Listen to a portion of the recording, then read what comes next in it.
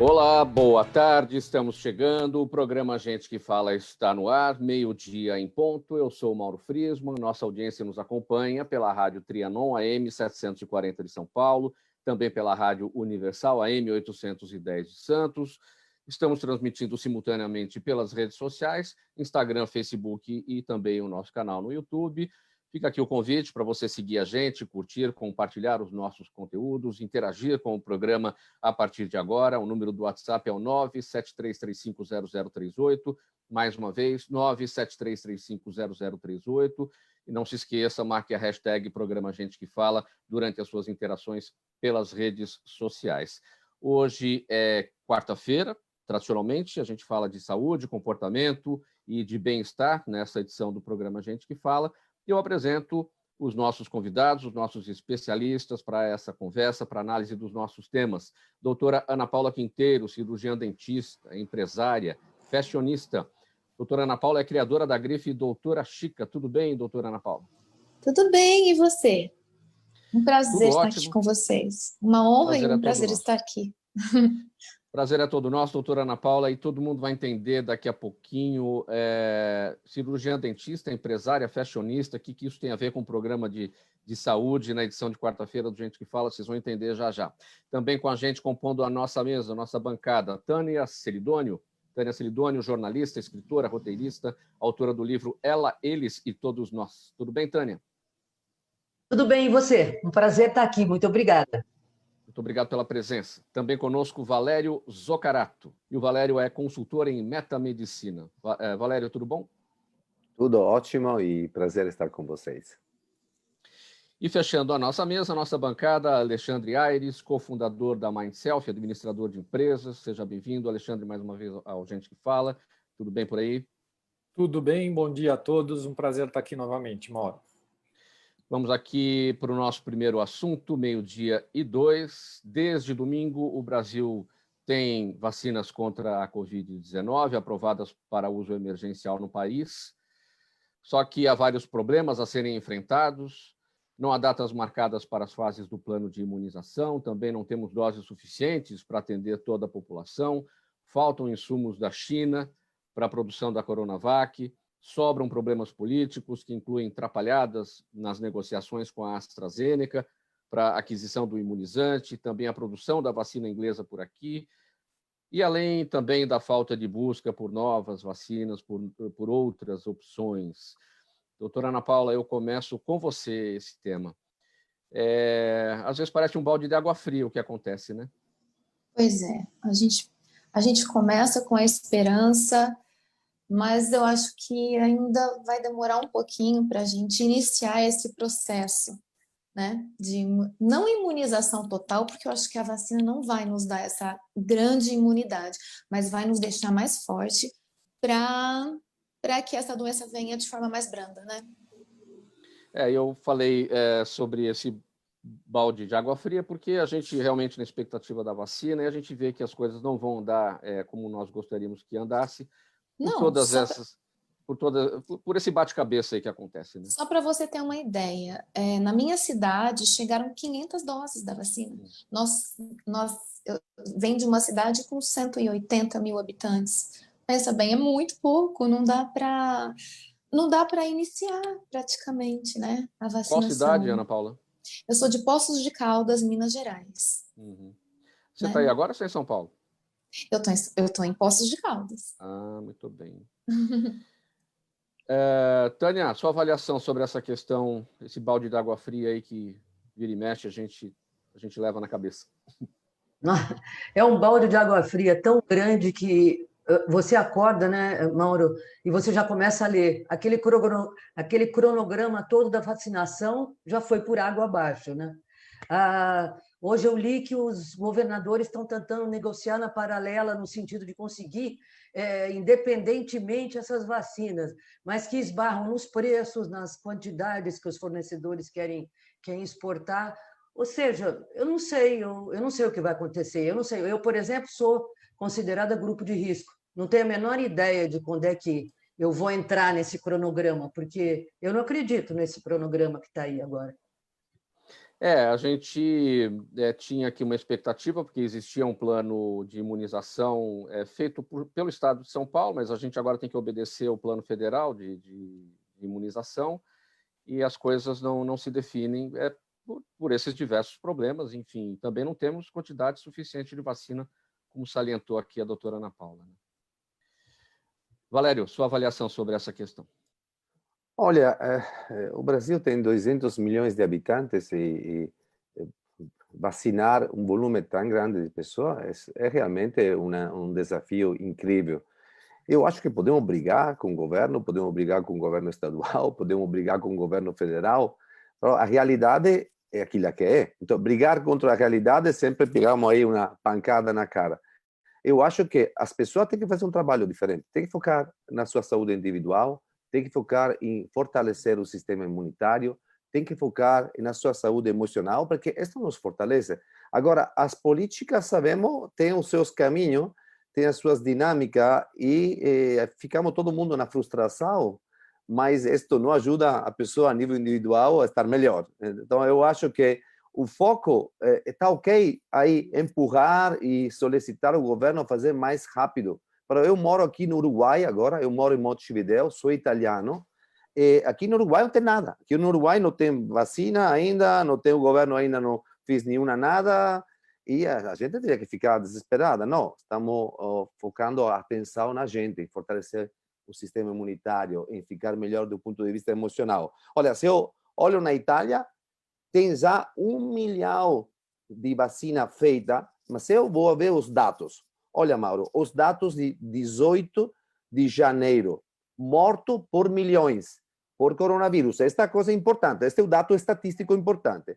A Itália, primeira em morto do mundo, 1.360 pessoas mortas por milhões. Inglaterra, 1.311. Estados Unidos, 1.266. O Brasil é o quinto, com 984 pessoas mortas por milhões. Então, vendo isso, nós vemos aqui o primeiro mundo, a Itália, a Inglaterra, Estados Unidos, que está muito pior do Brasil. Tem que também ver os dados brutos, não, os dados brutal. E Brasil, quinto, com 984 milhões, 984 pessoas mortas por milhão. Isto não é, sem dúvida, uma boa notícia, porque 984 pessoas é muita pessoa que morre todos os dias. Mas, em comparação a países que já têm uma vacinação brutal, como Estados Unidos, Inglaterra e Itália, ainda a situação, eu vejo, não é tão dramática. Porque se eu vejo a Itália, é dramática. Não, se eu comparo o meu país com o Brasil, a Itália está muito pior. Muito pior. Em todo. Valéria, como é que é o comportamento aí do Uruguai em relação às medidas necessárias, o isolamento, o afastamento, as medidas de higiene? Como é que o uruguaio é no dia a dia? Olha, começa uma crítica muito forte a este lockdown, porque a consequência econômica são incríveis. Já quebraram muitas empresas na área do turismo, o turismo foi completamente fechado, o país está fechado ao turismo externo. Então, imagina, 30% da entrada econômica do país vem do turismo, o turismo argentino, o turismo brasileiro, que está completamente a zero. Então, tem sim uma parte importante da população que está preocupada para a enfermidade, mas tem uma outra parte também muito grande que está preocupada para a saúde econômica, para o desemprego, para realmente muitos jovens que já estão em grande dificuldade. Assim que já começa a crescer, e vemos já também nos jornais esta duas partes. Uma parte que está muito preocupada, que está fechada em casa, que quer a vacina amanhã, e tem uma parte que está quebrando a empresa, que está tendo desemprego, que está chegando uma ola muito grande, que está chegando, que vai preocupar muito nos próximos meses. Então, tem um pouco agora estas duas partes que se está equilibrando, mentre antes a parte da saúde, do medo, estava muito maior, não? Alexandre Aires, seu olhar sobre toda essa situação. Eu tento me manter positivo, eu concordo com o Valério, eu acho que a gente tem que cuidar do emocional, a gente tem que tentar se manter positivo, e o que é muito triste no nosso país é a gente ver que aqui no Brasil, e falta, a gente carece de uma organização melhor para que a gente possa fazer coisas complexas. O país é grande, é muito complexo, mas o que a gente vê é a falta de coordenação, a falta de entendimento entre os líderes, cada um querendo aparecer mais do que o outro, né? O uso político de uma situação dessa, por exemplo, para você tentar resolver pendências políticas através de um assunto que está ligado à saúde. Deveria estar, nesse momento, todo mundo unido para fazer um plano único, fazer um plano que fosse factível, né? E o que a gente tem visto, infelizmente, são promessas, e aí fazem-se planos que quebram-se no primeiro, no segundo dia já não é factível o que está sendo colocado, e a gente vê eventos, eu vi aquele evento no Rio de Janeiro, no pé do Cristo Redentor, para vacinar 2 pessoas. Eu fico pensando o quanto vale isso, né? O quanto de dinheiro você está gastando para fazer esse tipo de coisa, enquanto se deveria estar focando de fato no operacional, de levar de fato a vacina para o maior número de pessoas e vacinar o pessoal que está em situação mais necessária nesse momento, né? Então a gente vê muito marketing. O Brasil, infelizmente, é muito bom de marketing e pouco de operação, né? Eu acho que a gente deveria refletir sobre isso, mas como população, acho que a gente tem que se manter positivo, né? Porque é isso que ajuda a nos manter saudável, porque se a gente entrar em desespero também, com base nessa bagunça, eu acho que a gente afeta a nossa saúde. Então, temos que aguardar e confiar que eles vão se resolver e vai se ter um plano que seja factível. Se manter positivo e seguir o que tem que seguir. Usar álcool gel nas mãos, a questão da higiene fundamental e, claro, a máscara para se proteger e proteger os demais também. 12:12, edição do programa Gente que Fala. Vamos aqui para mais um assunto. Olha, minha gente, cada vez mais a medicina tenta olhar o paciente como um todo para descobrir as causas das doenças, e é nesse ponto que surge a metamedicina, um método que traz o conceito de que a cura da doença vai além do tratamento com remédios, cirurgias e tecnologias inovadoras, já que sua origem pode estar no subconsciente. A metamedicina não faz um diagnóstico, não prescreve medicamentos e não substitui o corpo médico, mas tem sido um tratamento complementar crescente em todo o mundo. Valério, o que a população precisa saber sobre a metamedicina? É um assunto pouco falado. Como é que é isso? Não faz diagnóstico, não prescreve medicamentos, não substitui o corpo médico? Como é que tudo isso entra na nossa vida? Olha, Mauro, obrigado pela tua pergunta. A metamedicina é já um método que nasceu em 1987. Foi fundado por uma bióloga médica que se chama Claudia Renville, é do Canadá. Ela está viva, tem 70 anos e ainda escreve livros. Já escreveu o 11º livro sobre metamedicina. Mas no Brasil, realmente, o método se está lançando agora. Lançamos o primeiro livro de metamedicina em português recentemente.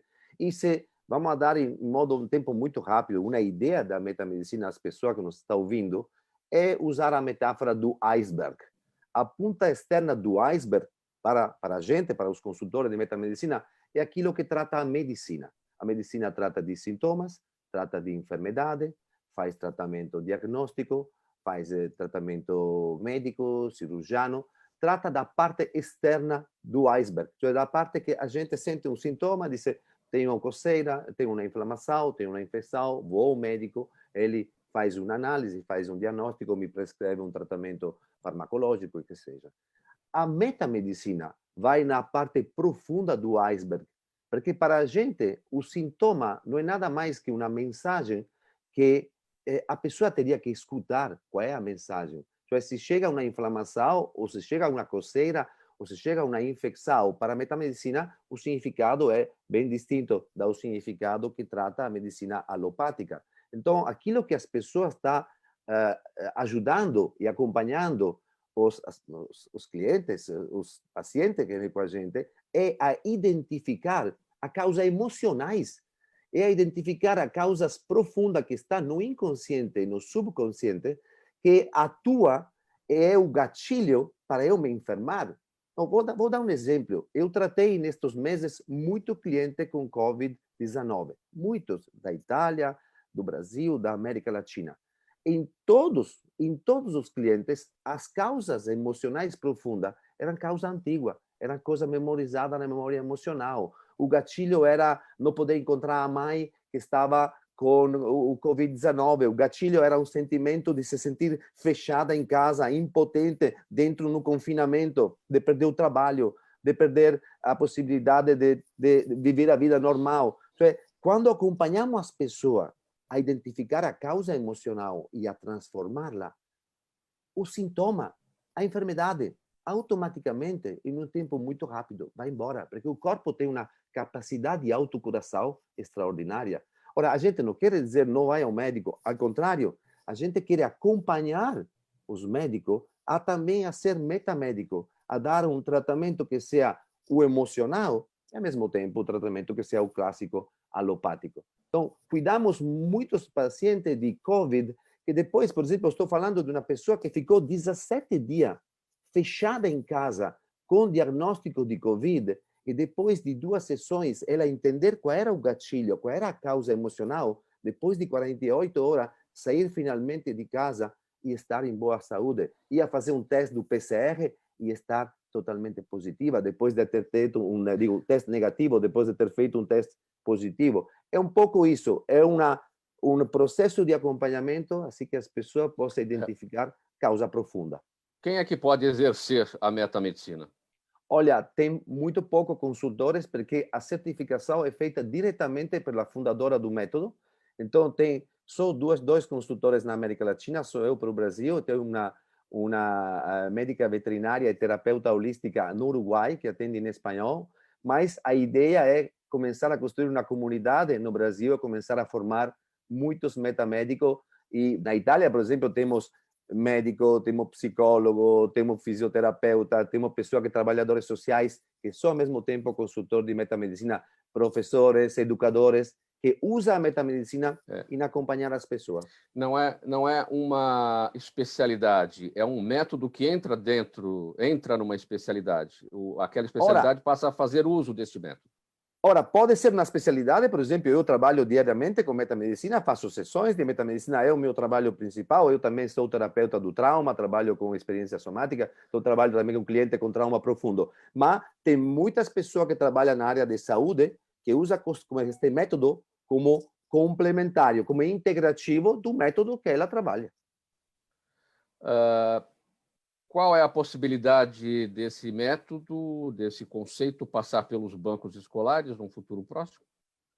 Olha, seria fantástico, é o sonho da Cláudia de poder entrar na área universitária, mas aí precisamos realmente de pesquisa mais profunda, de pesquisas acadêmicas que neste momento não estão disponíveis. Não? O mundo científico acadêmico quer estudo, quer peer review, quer artigo científico. E neste momento o que temos são mais de 12 livros da fundadora e muitos profissionais que usam a metamedicina, mas não tem ainda produzido por um mundo, vamos dizer, acadêmico, material para poderlo já confirmar a nível de Ministério da Saúde. Mas em Europa é uma terapia alternativa totalmente autorizada. 12h18 agora. Quem está com a gente hoje na mesa do som da Rádio Trianon é o Neildo Neres. Eu vou pedir para o Neildo rodar o nosso intervalo. Na sequência, a gente vai falar sobre o livro da Tânia Celidônio, da jornalista Tânia Celidônio, que está aqui com a gente, que aborda a vida em torno das doenças mentais e emocionais. Um intervalo rapidinho, 30 segundos, a gente volta já. Trianon AM 740. Informação bem no meio do seu rádio. Trianon. Está precisando de certificado digital? A SP Certificados é especializada para atender micros e grandes empresas de forma simples, rápida e descomplicada, com preços a partir de R$ 149. Localizada por toda a Grande São Paulo para estar junto de você, com o certificado digital ideal para sua necessidade. Entre em contato conosco, telefone 11 3854 1144 ou acesse nosso site spcertificados.com.br. Você está ouvindo Gente que Fala.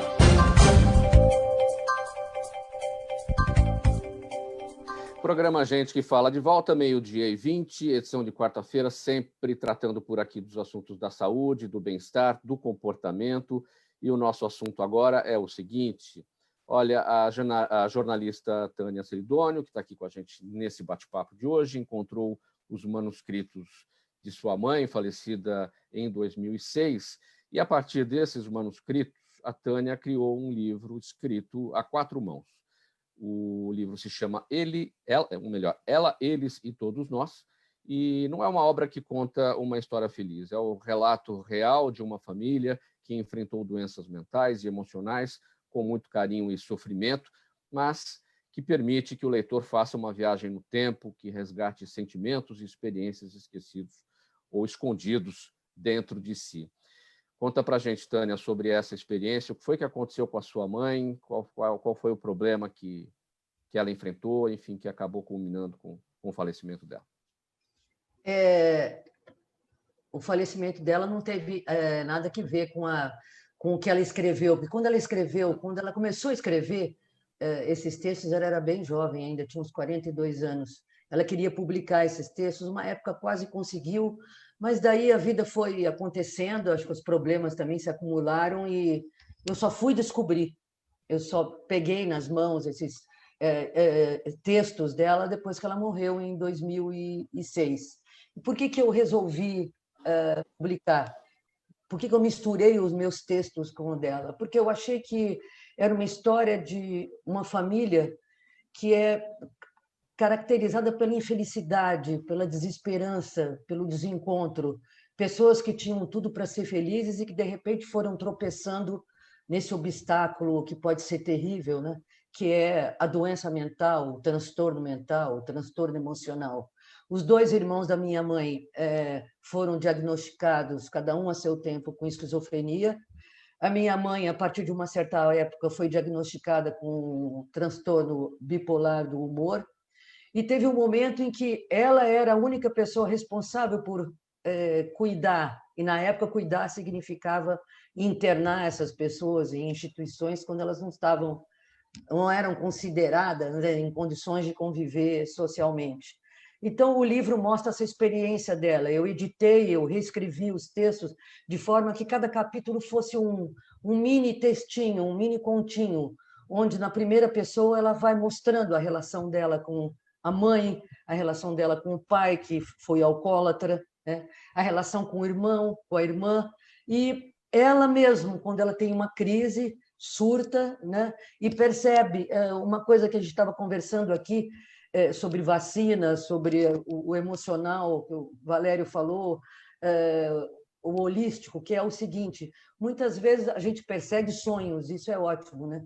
Eu acho que no transtorno mental, muitas vezes a gente começa a perseguir delírios, e quando a gente começa a perseguir delírios, né, a gente pode se dar mal. E eu acho que o legal desse livro, né, desses textos da minha mãe, é que ela mostrou que ela foi perseguir os delírios dela e teve um momento em que ela machucou muita gente, e que foi quando a gente conseguiu levá-la para um tratamento terapêutico, né? Ela chegou a se medicar e tudo, que ela mesma descreve como uma espécie de salvação, quer dizer, ela perseguiu os delírios, conseguiu entender que eram delírios e depois acabou se safando, né? Como a gente diz. Você está com o livro aí, né, Tânia? Mostra para a gente. Quem não está acompanhando a gente aqui pela internet, quem está só acompanhando a gente pela rádio, vou até convidar, vem aqui para a internet para que você veja, olha, Ela, Ele e Todos Nós, o título da obra da jornalista Tânia Celidônio. Tânia, ela certamente sua mãe, não é? Sim. Eles e todos nós, eles quem são? Eles, minha família materna, né, que meu avô, minha avó, os 2 irmãos da minha mãe, são eles, e todos nós somos nós, né? Estamos aqui vivendo essa experiência, que conhecemos pessoas que sofrem com doenças mentais, e eu acho legal essa coisa da gente desmistificar também um pouco esse lance da doença mental, no sentido de que a gente sofre muito quando tem uma doença mental. Eu acompanhei isso nos meus tios, acompanhei isso na minha mãe. Claro que a fase em que você está a 1000 por hora, que você acha que você vai salvar o mundo, que o mundo está dentro de você e que você pode tudo, mas os momentos de solidão, os momentos de delírio, os momentos de viagem, sabe, na paranoia, por exemplo, são coisas muito solitárias e muito sofridas, né? Então, o livro tem várias ilustrações, Mauro, e que foi feita pela minha amiga Vanja Freitas, são muito... e que foram feitas aqui a partir de fotos de álbuns da minha mãe, e que a Vanja Freitas, ilustradora, pegou e transformou em desenhos, né? Então, dá um pouco a dimensão do que era essa família. Eu não identifiquei ninguém. As fotos são de rostos de pessoas que não são identificadas, mas que formam um conjunto, né? Agora, só isso. São manuscritos da sua mãe, são textos seus também, daí é um livro feito a 4 mãos. Em que pontos os textos dela se encontram com os seus? Em que momento eles se engatam ali para passar a mensagem que você quer, que é seguramente o leitor que você quer alcançar, esse que enfrenta os problemas que você e a sua família conhecem muito bem. Os textos são escritos numa linguagem muito simples pela minha mãe, na primeira pessoa. O que eu fiz foi, de certa forma, eu peguei muito a minha observação como criança, porque quando os meus tios começaram a ser diagnosticados, minha tia com esquizofrenia, meu tio tinha várias... Muita gente discordava, então o que é transtorno bipolar, que na época nem se chamava transtorno bipolar, esquizofrenia, sabe, eu era criança, então tinha 10 anos, 12 anos, então os meus textos que eu chamei de mamãe, vovó, vovô, titio e titia, são textos vistos a partir de um ponto de vista meu, ainda criança, mas já enxergando, sabe, aquele horizonte triste, né, que era a vida da minha avó, do meu avô, e dos meus tios e da minha própria mãe, que, aliás, é meu último texto, né? É uma forma de mostrar qual era o meu ponto de vista. Então, eu não escrevo na primeira pessoa, eu escrevo falando desses personagens que fazem parte da minha vida, embora estejam todos mortos, né? Agora, o livro tem o intuito de ajudar famílias que enfrentam esses dramas que vocês enfrentaram, famílias que geralmente até se unem em associações, criam associações para lidar com os problemas em comum? A minha intenção era compartilhar o sentimento de alguém que não só foi responsável por pessoas que tiveram doenças mentais, como também teve a sua, como também surtou, como também entrou em crise e, de repente, conseguiu colocar isso no papel. Então, esse é um sentimento que eu acho que essa coisa da tristeza, da solidão, do que fazer, do que a gente sente, de como é que é. Tem um capítulo da minha mãe só sobre a crise dela. Então, eu acho que isso pode ser compartilhado no sentido de ajudar as pessoas a entenderem que a gente pode falar, porque muita gente tem vergonha de falar, né? Não precisa ser um tabu, né? A gente pode falar. Muito bem, minha gente. Olha, 12h28, edição do programa Gente que Fala, pela Rádio Trianon, AM 740 de São Paulo, Universal AM 810 de Santos e também nas redes sociais. E eu vou colocar aqui na nossa conversa agora o advogado, perito judicial, economista Daniel Matos, sempre com a gente falando... e hoje vamos dar um gancho aqui, né, da saúde, falando da saúde e da economia brasileira, né, Daniel? Tudo bem? Oi, tudo. Vamos falar sobre, até um prazer conhecer os colegas de mesa hoje. Daniel, tem o atraso aí na produção da vacina de Oxford, de AstraZeneca pela Fiocruz. A Fundação ontem já enviou um ofício para o Ministério Público Federal, falando da demora da entrega da vacina de Oxford contra a Covid-19, que vai atrasar agora, vai passar de fevereiro para março. Houve falta de planejamento do governo federal nesse sentido? Como é que isso afeta a saúde da economia? Sim, houve, infelizmente, né, porque em economia, né, a precificação dos ativos se dá em razão da sua escassez. Então, um exemplo, água, quando você tem abundância, o preço dela é menor porque você tem um acesso mais fácil, né? Diamante, ele tem um valor mais alto porque o acesso ao produto se torna mais dificultoso em razão do valor que ele tem de mercado. Então, se você reproduz isso para agora, o que acontece? Você deveria ter realizado um planejamento para a aquisição dessas vacinas, uma compra antecipada do estoque, porque a gente está falando de milhões de vidas em jogo, né? E a cada dia, a cada minuto, você vê nos noticiários o aumento da curva causada por essa enfermidade que é a Covid, né? Então, por essa razão, sim, houve, infelizmente, uma falta de planejamento que vai resvalar, infelizmente, em vida de algumas pessoas, o que é uma fatalidade. O Ministério, sim, deveria ter feito como o Estado de São Paulo fez, né? Deveria ter iniciado a produção, o registro, né? Tudo bem que o Estado de São Paulo ele começou solicitando a aprovação da vacina que foi produzida na China. Agora foi encaminhado, se eu não me engano, hoje pela manhã, produzida pelo próprio Instituto Butantan. Terão alguns dias para avaliação. Eu imagino que o quanto mais rápido isso for aprovado, melhor em termos de expectativa de ambiente futuro, né? Entretanto, o custo, como existe uma corrida mundial para as vacinas, o custo agora ele vai estar muito acima do que seria praticado em situações convencionais se não houvesse essa pandemia, né? Então, logicamente, isso afeta a economia do país, porque terá que ser provisionado um gasto público muito alto, que já foi aprovado por medida provisória, para suprir essa demanda para proteger a vida da população. Você chamou atenção para esse novo pedido de uso emergencial da Coronavac, feito pelo Estado de São Paulo. Na verdade, essa solicitação está relacionada àquelas 4.800.000 doses que foram importadas da China e envasadas por aqui. Elas não foram produzidas aqui. Então, a expectativa do mercado agora em cima disso e também não muito boa, né?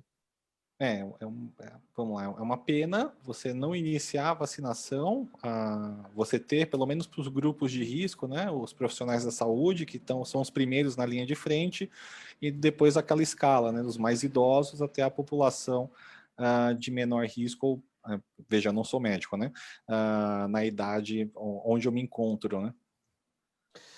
Daniel Marcos, muito obrigado pela participação, pela presença com a gente nessa edição do programa A Gente que Fala. Boa tarde para você, até uma próxima oportunidade.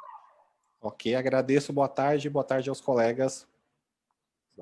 Tchau, tchau. Vamos lá, seguindo aqui com essa edição do programa A Gente que Fala, saúde, bem-estar, comportamento, sempre o nosso foco aqui às quartas-feiras.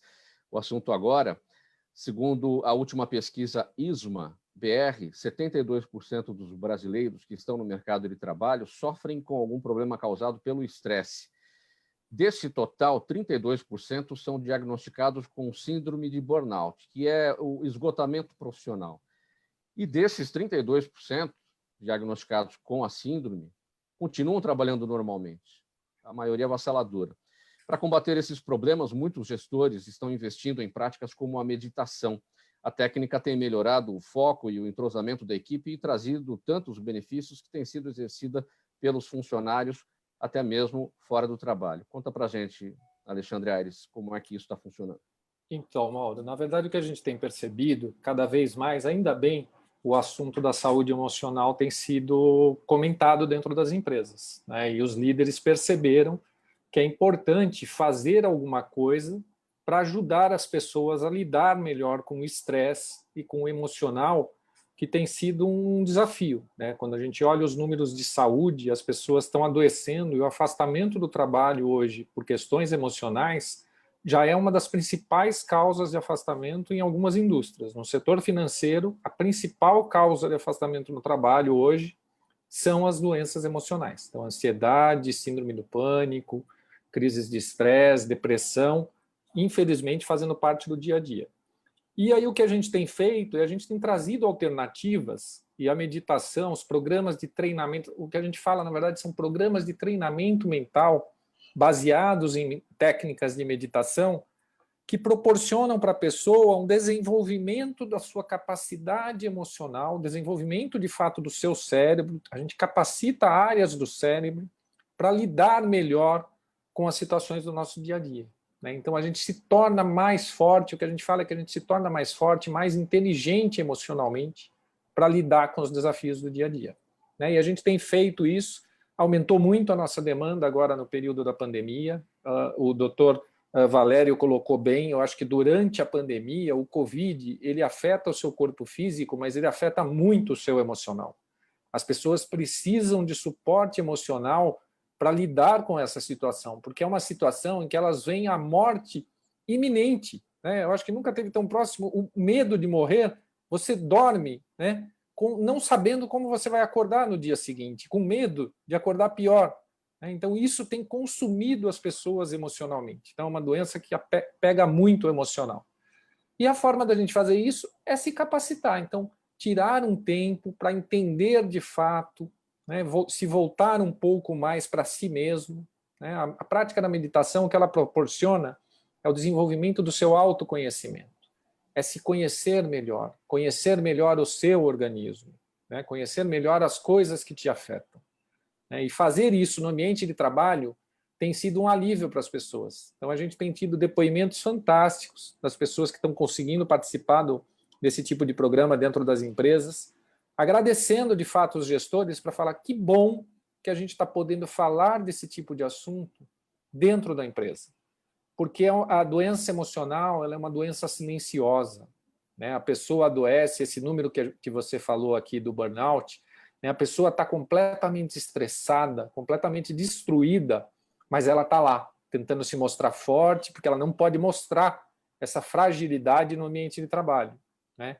Então, o cidadão está lá, destruído por dentro, tendo que liderar uma equipe. Imagina o estrago que isso provoca dentro de uma empresa. Eu destaquei aqui, Alexandre, esse índice é impressionante, né?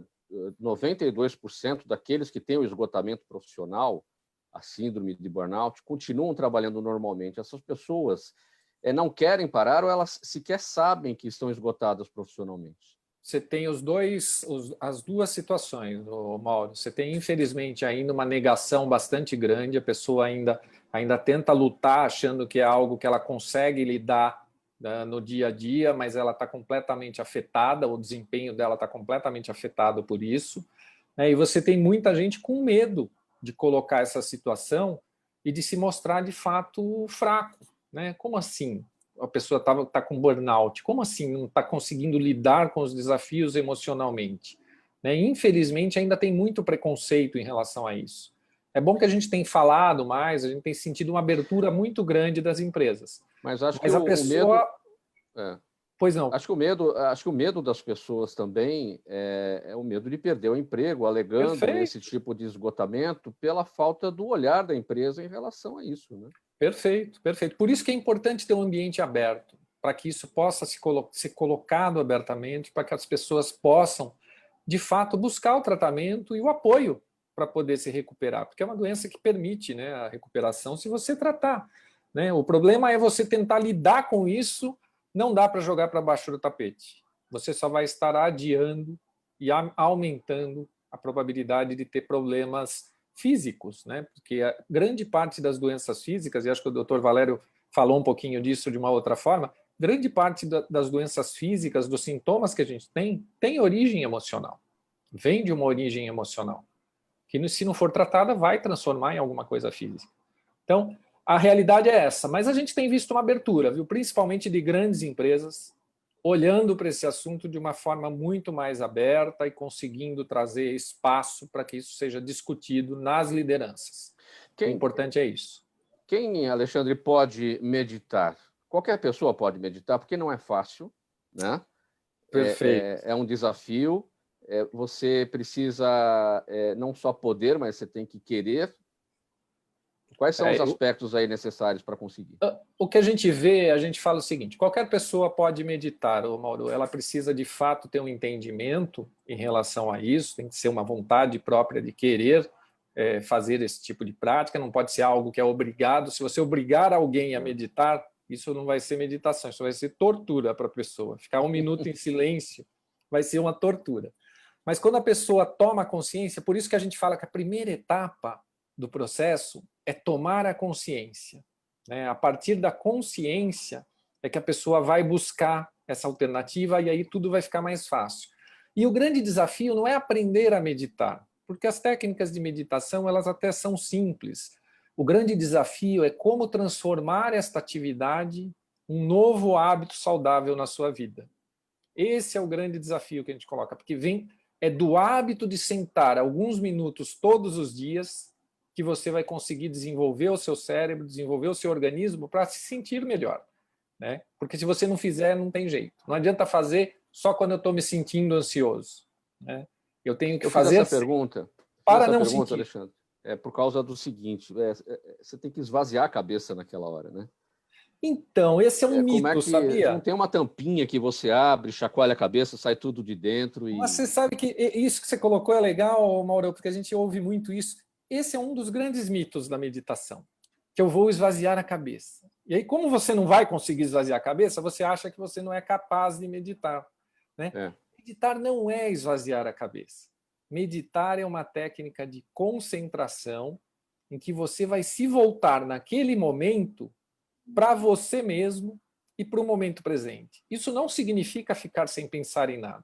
É impossível não pensar em nada. O nosso cérebro foi preparado para ter pensamentos, um atrás do outro. O que você vai aprender a fazer é lidar com esses pensamentos quando eles surgem.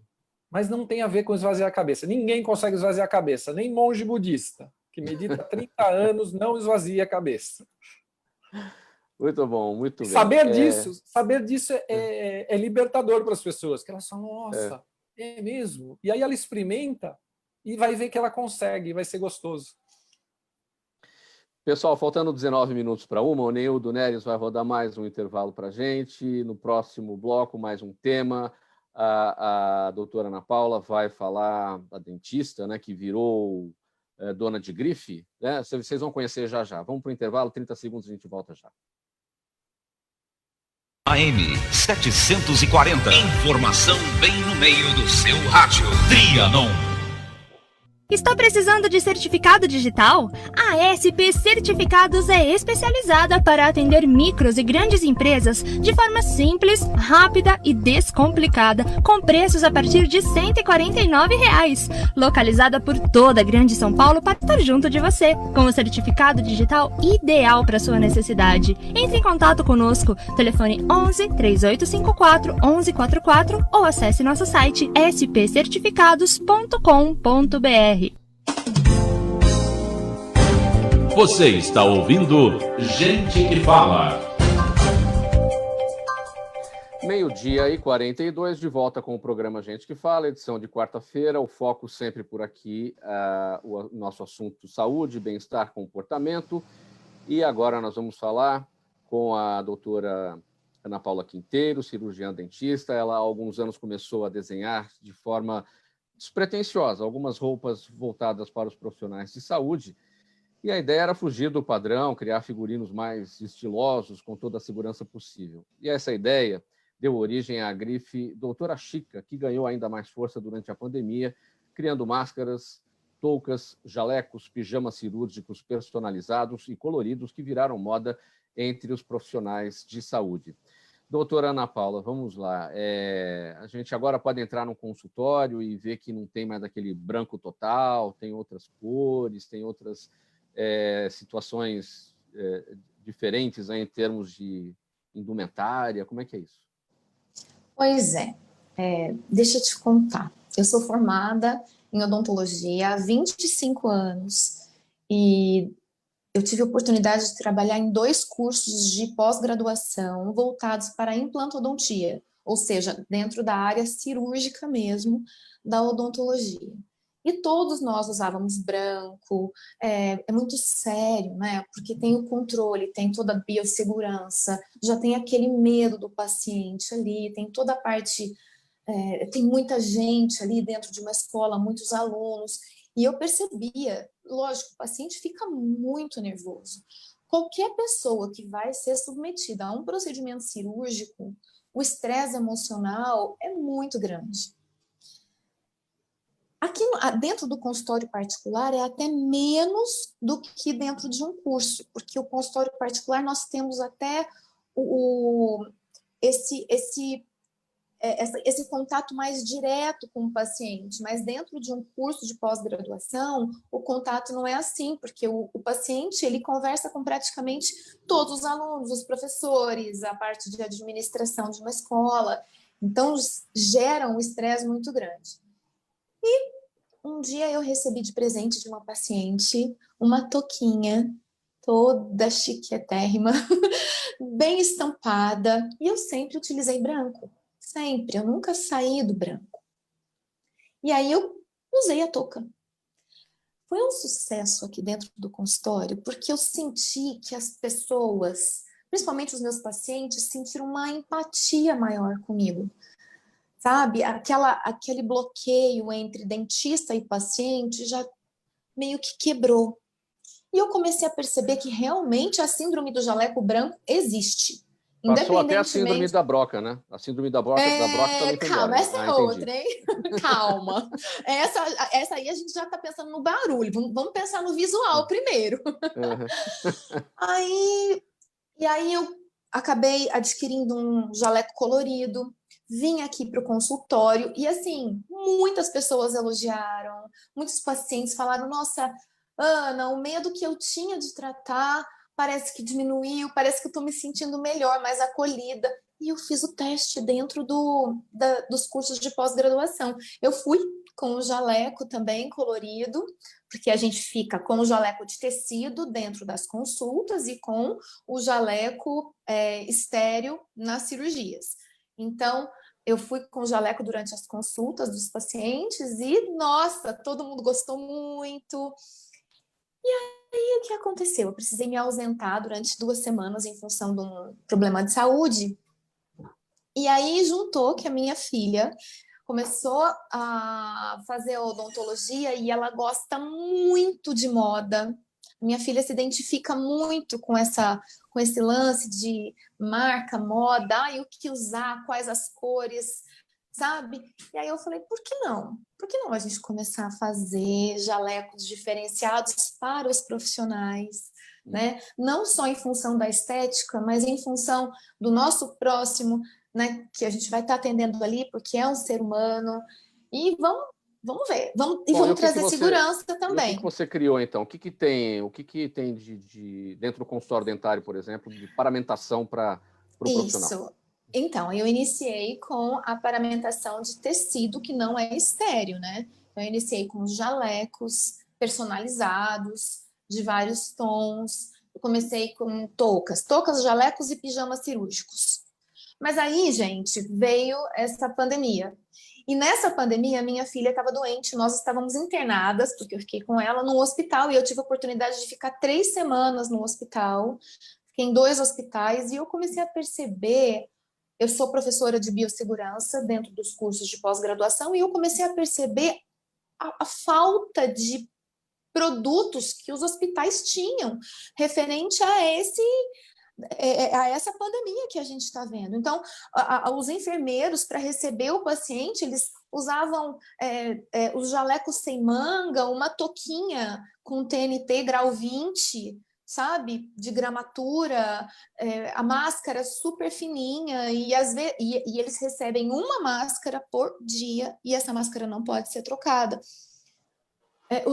As pessoas da recepção ainda não utilizavam as máscaras, e aí a minha filha ela teve uma pancreatite, ela não estava bem, e graças a Deus ela melhorou, e eu fiquei muito feliz, acabei também ficando próxima do pessoal da infectologia do hospital, da equipe, porque também eles já conheciam meio que a marca, e eu dei, porque o pessoal não usava, eu pensei na touquinha. Falei, gente, entre uma touquinha. Por que doutora Chica? Porque a doutora Chica é um trocadilho de doutora chique. A doutora Chica, ela é baseada no diamante. O diamante, para brilhar, ele tem que ser lapidado. E não existe uma lapidação igual para todo diamante, né? Cada um é de um jeito. E isso remete profissional também. Para ele chegar numa curva de aprendizado, chegar num patamar dentro da carreira, ele passa por vários cursos, várias etapas. E então hoje significa a lapidação do profissional. Então, hoje você tem paramentação para diversos profissionais médicos, dentistas, enfim, diversas especialidades. Isso.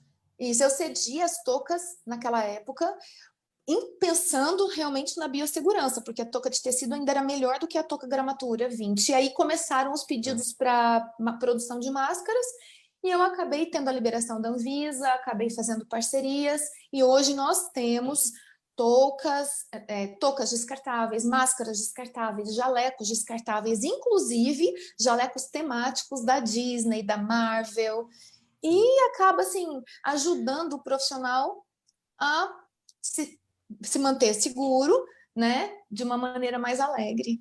Então é o seguinte, Valério, como é que ficaria a metamedicina colorida com todas essas situações criadas aqui pela doutora Ana Paula? Olha, na metamedicina, os cores principais é o amarelo e o cor, vamos dizer, laranja, um pouco isto dos monges budistas, não? Porque a fundadora da metamedicina também, ela tem como mestre o Dalai Lama. Então, as cores da metamedicina é amarelo e laranja, que são cores, vamos dizer, mais suaves. Alexandre, e para meditação, qual é a cor ideal? Como é que, né, você pode ter um ganho de resultado com essas novidades da doutora Ana Paula? Na verdade, a gente trabalha as diferentes cores, né? As cores, elas são estímulos emocionais muito importantes, por isso que são muito usadas na publicidade, né? As cores mexem com o nosso emocional. Então, naturalmente, se você puder usar cores que te levam mais para a tranquilidade, então os tons pastéis, os tons de lilás são bastante utilizados. O amarelo é a cor do sol, a cor da energia, né? A cor que te movimenta. Então, cada cor tem um significado que você, quando entende eles, fala, nossa, é engraçado. Por isso que essa cor, às vezes você vê uma cor e você não sabe por que você reagiu de determinada forma, mas, na verdade, tem um sentido nisso, né? Ela representou alguma coisa para você. Agora, Tânia Celidônio, aí para a gente, né, nós jornalistas, aí é vermelho, né? Coisa do urgente, do breaking news, né? Aí é o vermelho bem impactante, né? Olha, a coisa mais legal que eu achei que o Alexandre falou foi essa coisa de desmistificar o fato de que a gente precisa esvaziar a cabeça. Para mim, você não pode imaginar, Mauro, foi sensacional começar a meditar e apostar que eu ia conseguir. A cabeça continua 1000 por hora, mas eu tenho aqueles meus 15 minutos por dia em que eu vou lá e observo, nem que seja para ficar observando minha cabeça 1000 por hora, e daí continuar o dia, né? Agora, Ana Paula, acho que você quer complementar alguma coisa? Vamos complementar para eu partir aqui para as perguntas da nossa audiência, que tem várias aqui. Claro, esses tons que o pessoal citou, nós temos todos nos jalecos, mas olha, eu não vou poder mentir. O tom que mais sai é o rosa, porque remete sabe, uma sensação romântica, uma sensação de paz. Os pacientes gostam muito e os profissionais também. Pessoal, eu vou pedir aqui a brevidade de vocês, faltando 8 minutos para uma. Perguntas da nossa audiência. E eu começo com a Tânia. Tânia é o Jaime, seu Jaime do Jardim Bonfilholi, sempre com a gente todos os dias. Ele te pergunta como a religião pode ou não ajudar uma família a conviver com alguém possuidor de problemas de instabilidades emocionais em expansão. Jaime, é uma coisa que eu não sei te responder, mas eu sei que na minha família materna, meus avós eram católicos e praticantes, mas depois minha mãe e os irmãos dela, acredito que não fossem. Eu não sei de que forma a religião pode ajudar, porque eu mesma também não pratico. Eu sou uma pessoa mais espiritualizada, mas eu não diria que eu sou uma pessoa religiosa. Então, acho que eu não sou a pessoa indicada, talvez outra pessoa que possa te responder melhor do que eu. Nossa audiência no Facebook, Adriana Brito. Valério, ela te pergunta o seguinte: a autoaversão pode causar doenças graves e como a metamedicina lida com ela? Eu não entendi a autoaversão. A Adriana Brito pergunta: a autoaversão pode causar doenças graves? E como a metamedicina lida com ela? Pero quero entender o que significa autoadversão. Significa algo contra si mesmo? Porque eu acredito, sim, acredito então, sim. Se você tem aversão a algo e você tem essa autoaversão, é a aversão a si próprio. Também entendi dessa forma. É claro que sim.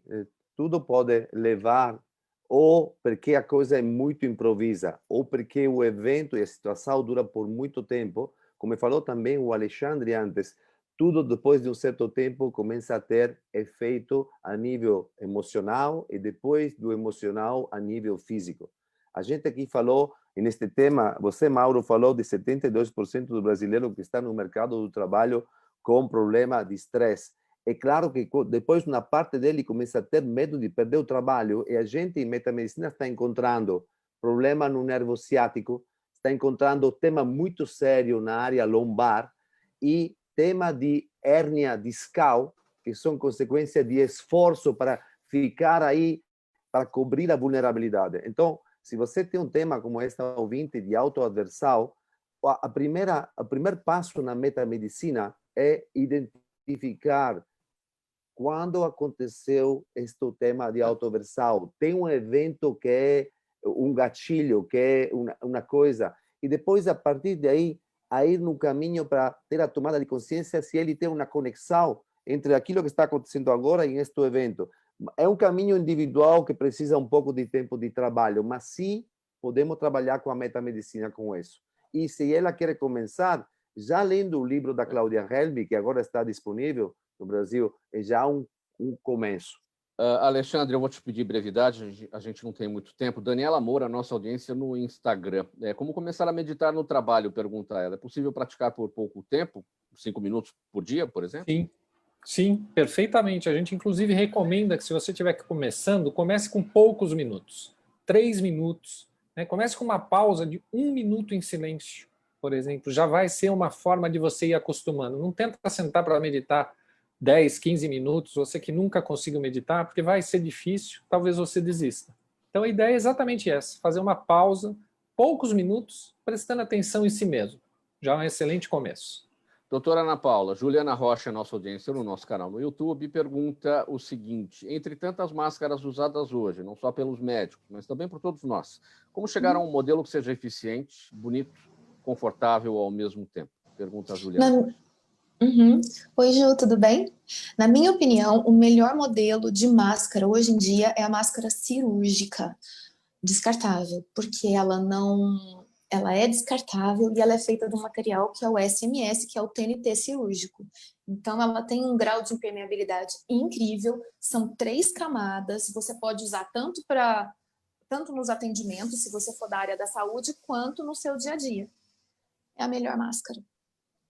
E está custando o peso de ouro, né, doutora Ana? Olha, na Doutora Chica... eu vou fazer propaganda, pode? Ai, meu Deus, mas já não quero fazer propaganda. Mas, por exemplo, esse pacotinho aqui, que vem com 50 máscaras cirúrgicas dessa, já aprovada pela Anvisa, tudo certinho, R$ 39,90.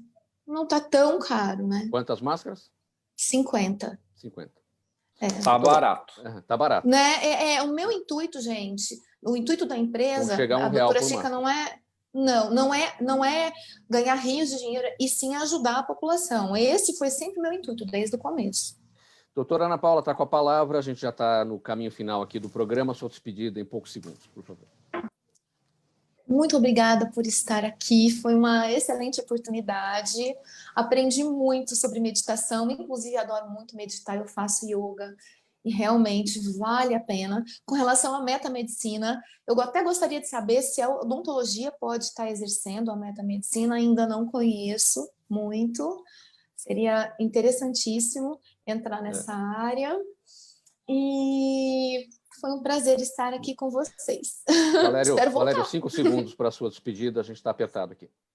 Obrigado a todo mundo e respondo a doutora, sim, podemos trabalhar odontologia com a metamedicina, já temos também profissionais como oftalmologista no Brasil que já trabalham com metamedicina, sim, é possível. Tânia Celidônio, 5 segundos. Muito legal bater esse papo com vocês aqui e espero que as pessoas continuem a conversar sobre doenças mentais e transtornos mentais, porque vale a pena. Alexandre Aires, 5 segundos. Um prazer estar aqui, Mauro. Conte sempre com a gente para divulgar a meditação. Muito obrigado pela presença de todos nessa edição do programa Gente que Fala sobre saúde, bem-estar, comportamento. Doutora Ana Paula Quinteiro, Tânia Celidônio, Valério Zoccarato, Alexandre Aires. Na mesa de som com a gente na Rádio Trianon, o Neildo Neres. Sérgio Souza, nosso gerente técnico na Rádio Trianon. Apresentação minha, Mauro Friesman. Pauta e redação, Pedro Schiavon. Zenilda Salvato, nossa diretora de produção.